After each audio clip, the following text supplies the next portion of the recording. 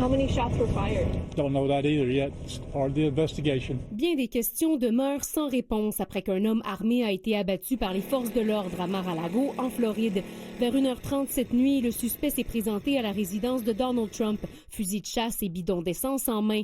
Il est parvenu à entrer à l'intérieur du périmètre sécurisé par la porte nord, mais rapidement, un agent du bureau du shérif local et 2 des services secrets l'ont confronté. He was ordered to drop those 2 pieces of equipment that he had with him, at which time he put down the gas can, raised the shotgun to a shooting position.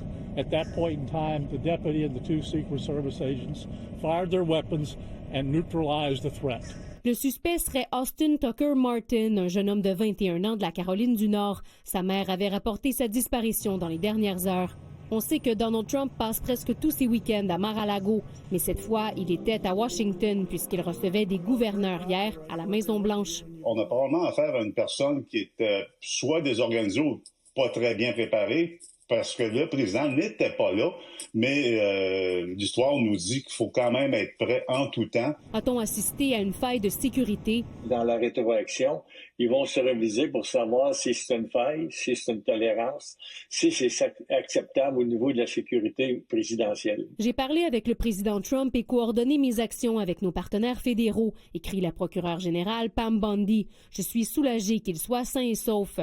Les services secrets américains ont agi avec rapidité et détermination pour neutraliser un individu déséquilibré, a renchéri sa porte-parole Caroline Leavitt.